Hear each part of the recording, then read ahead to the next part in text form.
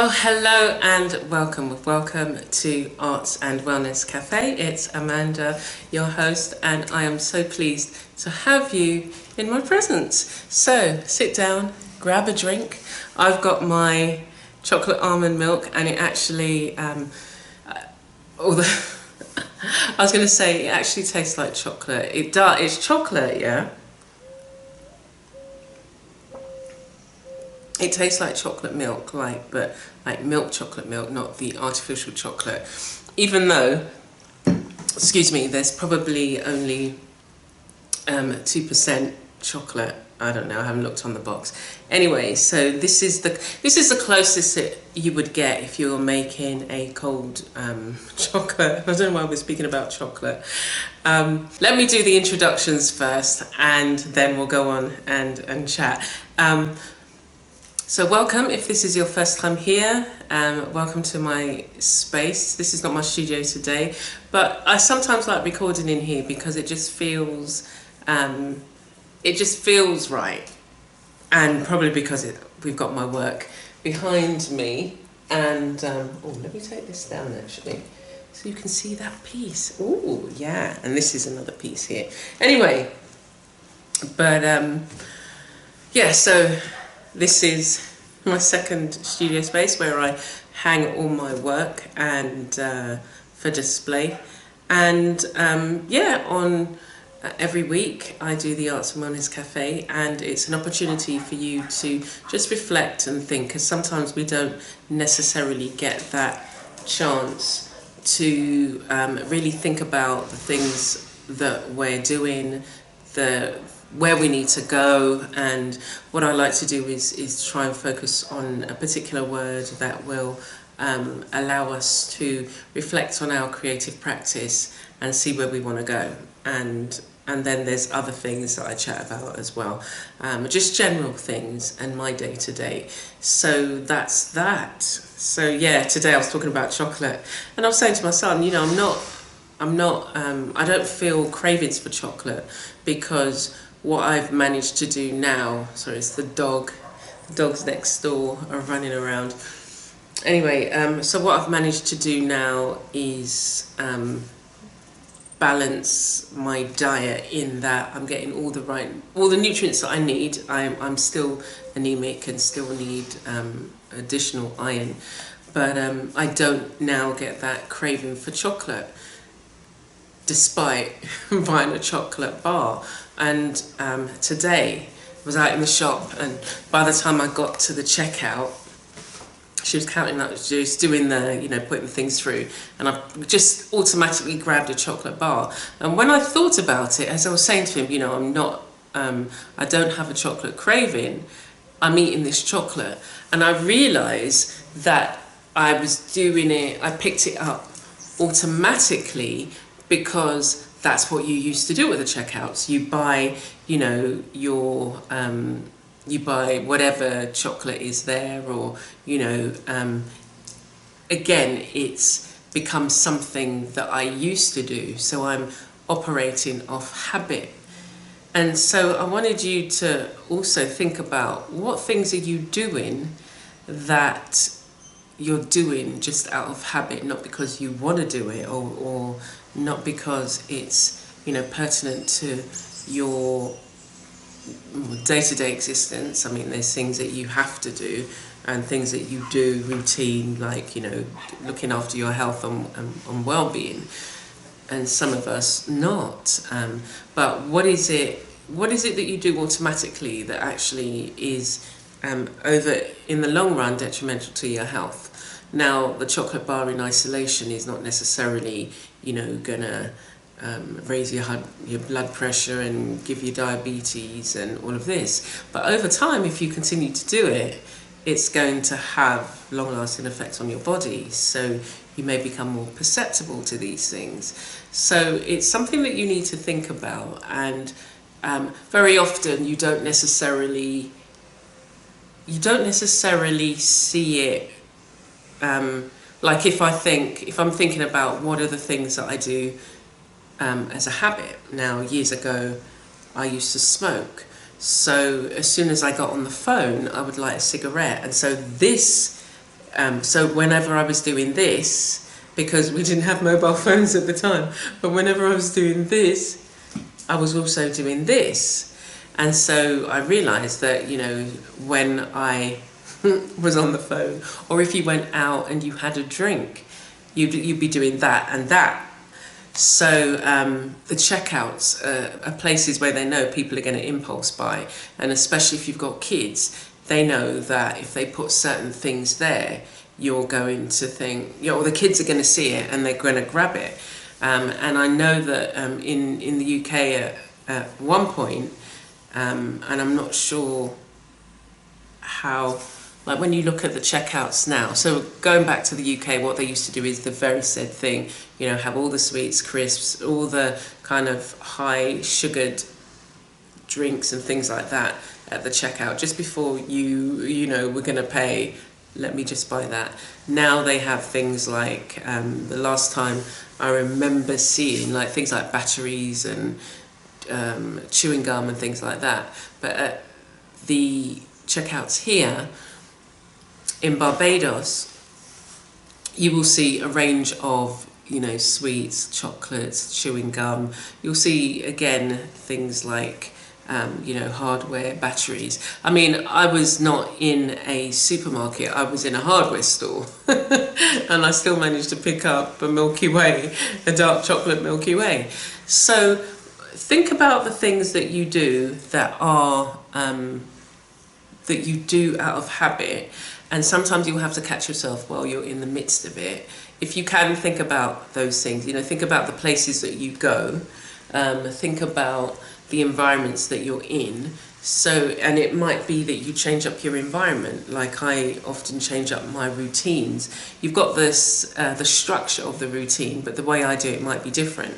Like I used to, I mean, this is just an example for you to think about from the beginning of the day, from just the morning routine. So I come out of my bedroom after I've had my shower and stuff, and chosen my going in the garden clothes. Cole's sitting outside my door, and we walk to the front door, I unlock it, and then he sits down waiting for me to open the door. Then we go out, I go to my studio, pick up some things, and then we go out into the garden. He runs about, comes back in, we come back in, and you know, wash your hands and everything, and then I make a cup of tea. I make 2 cups of tea, and while the kettle is boiling, I come and open the curtains. So where I'm sitting, the curtains would have been drawn, but I open up the curtains. So that's one routine.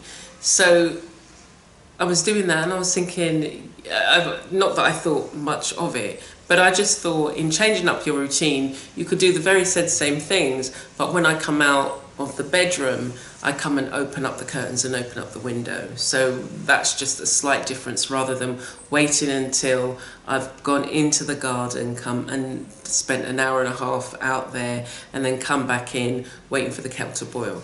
So it's just little things that you can think of, well, how can I maybe do something else or change up the routine so I still get the same things done. I still get my creative practice in my studio, I still get my time in the garden, and that between them is about 3 hours. And Cole gets to run about, and then after he's had breakfast, he has his nap while I'm working in the studio. So he goes to sleep off and on for about an hour and a half. But what is it that you can do to change up your routine? But also think about the things that you do that are habitual, that you need to maybe remove them because they're not serving you. Having the chocolate bar, I was thinking, actually, do you know what, that isn't serving me, because if I can identify that I'm not feeling a craving for chocolate, I don't crave sweet things now. After dinner, we normally just have fruit, or I do a frozen drink and just have that. So that has been quite satisfying for me. I mean, we used to have cake and things like that, But in just thinking about all this, you know, the COVID weight that has managed to find itself amongst my being, I've got to really think about, again, my health. So that was one thing I wanted to just highlight to you, and I'm just going to take a sip of my chocolate milk.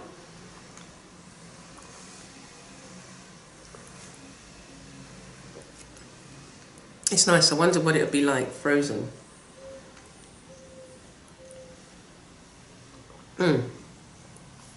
Yeah, that's the closest you're gonna, you know, it doesn't taste, this mosquito is flying around. It wants to bite me because it can see me. It's like you're captured here for a bit, so I want to kind of get close. Let me just put down the drink here. Anyway, so, oh my gosh, this morning, went into the studio, and I don't know how I didn't hear it, but I didn't. And everything on my shelf, on the shelf I've got all my, a few of my books that I'd kind of brought from my closet kind of bookshelf into the studio shelf. And so it's got, so they're quite heavy books, so like 5 or 6 of the books are quite heavy, and then I had some boxes with stuff in. I had like 4 boxes with stuff in, and that was heavy, and then I had my art journals, and everything just had tumbled down onto the desk. It's going down there. It's maybe going to circle back. It's gone down there. So I'm thinking, oh, it's gone now. Anyway, so it'd fallen onto the desk, and it had also, and on the floor and on my chair. And I looked at it and I thought, so this was me. Like, I'd come out now. I was going into the garden, but I go and pick up my Wellington boots from the studio. And I just looked at it and I thought, do you know what? I'm not even going to touch it right now, because my instinct was to just, oh my gosh. And that part of me felt that. It was just like, oh my gosh, why did this have to happen to me? Why did everything fall down like this? Oh my goodness. And I thought to myself, do you know what? Just go out into the garden, do what you were going to do. So I went out there, did you know, not potted around, but I do a few jobs in the morning out in the garden and just check on things. And so everything was, you know, everything was, it was nice. It was nice out there. It's nice first thing in the morning and seeing the mist on the, not the mist, like, you know, the rain droplets on the grass and the difference in colour, and then you walk through it and you leave kind of lines in the grass. So I went out there, did what I had to do, and then I came back in. I made myself a cup of tea, you know, and so I followed my routine. I wasn't going to allow it to kind of mess up the things that I would normally do that enabled me to feel good about my processes. So, or not even good about my processes, but I wasn't going to, you know, let it kind of mess up that routine, which is something that, you know, I enjoy doing.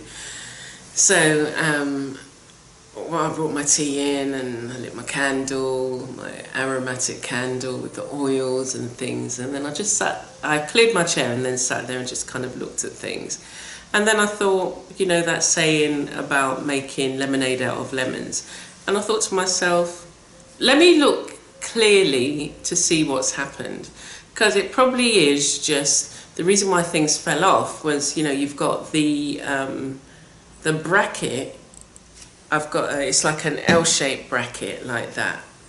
And you put screws in, like, and then the wood sits on top, the shelf sits on top.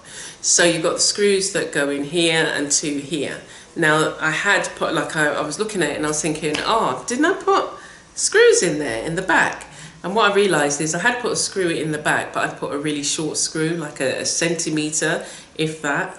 And what had happened is the weight, because I had been getting things off, you know, taking things off, putting things back on that shelf. So I think that backward and forward movement, taking, you know, the books off, putting them on, looking for things, well, I wasn't really looking for that much. It was like there's something that I had created that I'd left up on the shelf. And yeah, what had happened is the nail had come out and fallen down to the bottom. Did it fall down? Yeah, it fell down to the bottom. And so the back of the shelf did that. And so obviously once it did that, it went far enough for things to topple over.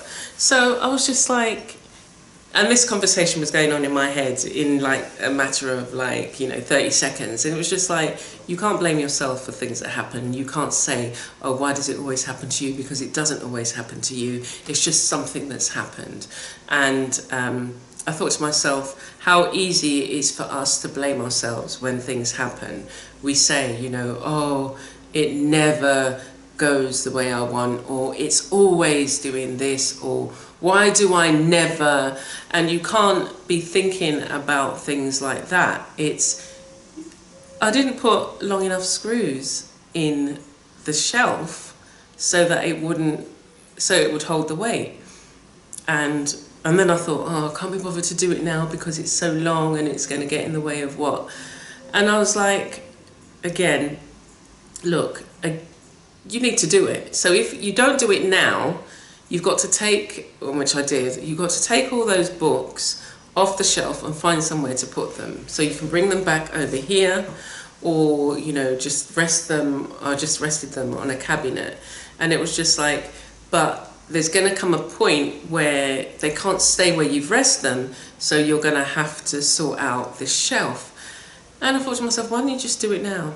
It's just a matter of taking things off 2 shelves, putting longer screws in. I had to put 4 screws in, longer screws, so I put this length, and they even came over. There was about 1 centimetre that had gone through the shelf, and I thought, what, it doesn't matter. It doesn't matter, because what I want is for that shelf to be secure. Because the other thing was, if I had been sitting there and all these things toppled down on me, I would have been quite hurt. And I say seriously, but having one book fall on you, and these books are heavy, these art books. I don't know if if you think, go and look in your supplies and see what kind of books you've got. But think about that falling from a height on top of you. And I was just like, I'm so grateful that it didn't fall while I'd been working, because I would have been hurt. So rather than blow everything out of proportion and say, why is this happening to me? I was able to say, okay, it's just something I need to sort out, and I need to just make sure, if there are others that are taking a lot of weight that need to be more secured. So think about some of the things that you may be blowing out of proportion, because you're blaming yourself. You're saying, oh, so-and-so never happens, or this always happens. And you've got to stop using that kind of language with yourself. You've got to start thinking about, you've got to start thinking from a different perspective, in a more positive frame of mind, and from a more positive perspective.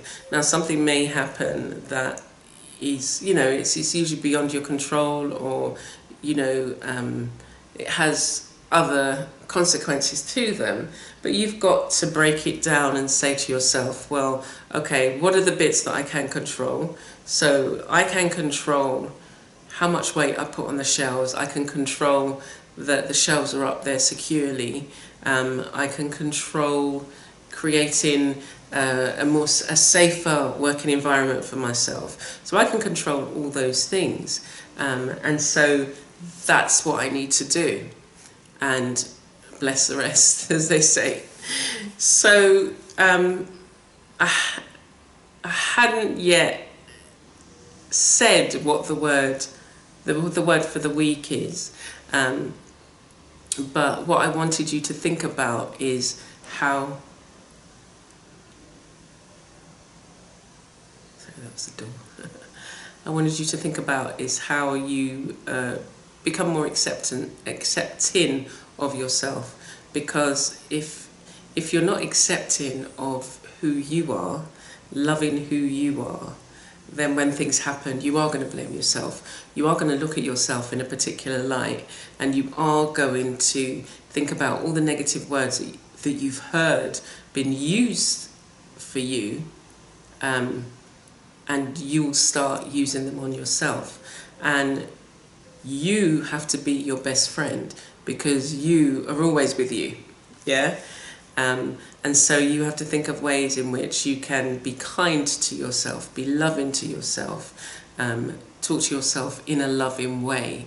Like I heard somebody call themselves, I'm such a, they started saying out loud, oh, I'm such a numpty. And it was just like, where did you get that word from? I've never heard that word. And it was just like, or a clumsy klutz. And it was just like, why are you using those words on yourself? You've done something, but it doesn't necessarily mean you're defined by that word. And that's the kind of thing that we've got to start avoiding, because that then takes us away from where we need to be. And the word for the week is centered. So if you go to my podcast, you will hear about my perspective of the word centered, and I want to bring it in to today as well, because that is, you know, if we're not where we need to be, we're not centered, if we're not speaking love and joy, peace, happiness, kindness over our lives, we're not centered, because you can't be speaking badness to yourself and, you know, say, oh yes, you know, my mission is to help the world, but oh gosh, I'm such a clumsy klutz, or I'm such a numpty, or I'm such a whatever degrading word you want to put in there. You need to take those words and blast them far into the atmosphere as you can. But I know that as we grow up, we pick up these words and we hear people, people can say horrible things about us. Cole's just sitting here looking at the ants on the floor. They found a fly died there, chose to die there. Anyway, yeah, so if you're not where you need to be, you're off center. If you're not speaking love to yourself on a daily basis, you're off center. If you're not nurturing yourself and nourishing yourself, so not with only physical food, spiritual food, emotional food, so you need to be loving on yourself, yeah. If you're not, and in the nurturing, so it might be like, I need to take myself to the beach more.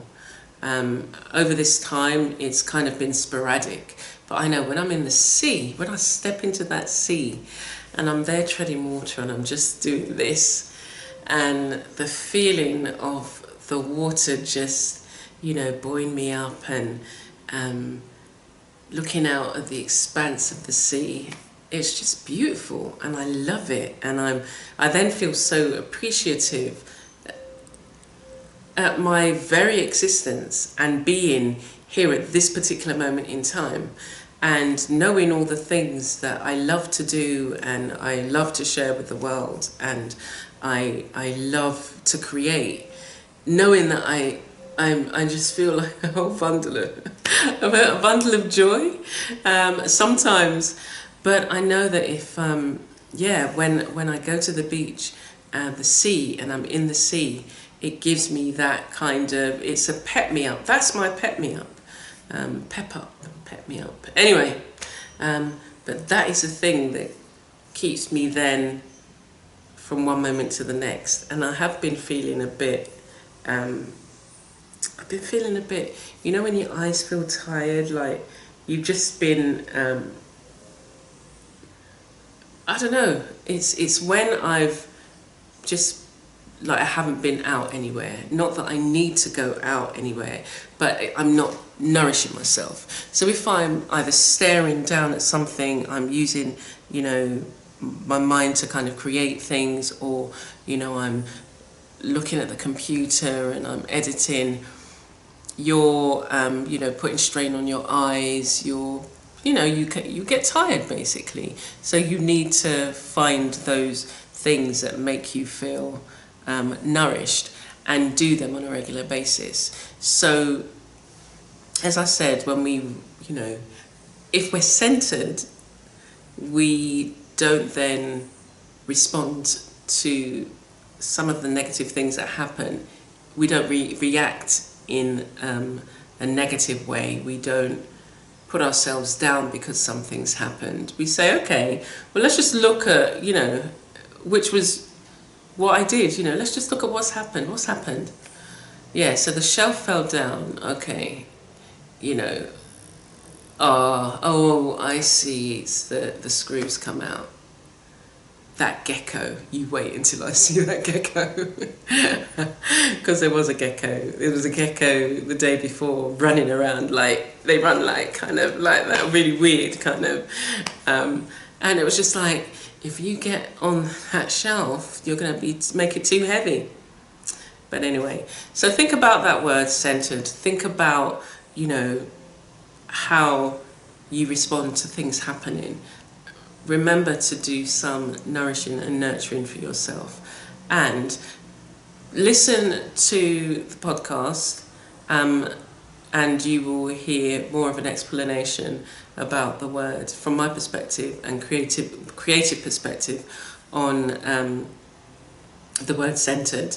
And going forward this week, I will be sharing more videos, more art videos, more tutorials, and I'd love to hear what you're getting up to. I'd love to hear how you've responded to some of the words that I've kind of used to help you think about, moving forward. And I look forward to connecting with you soon. Look forward to connecting with you soon. So take care. See you soon and stay creative.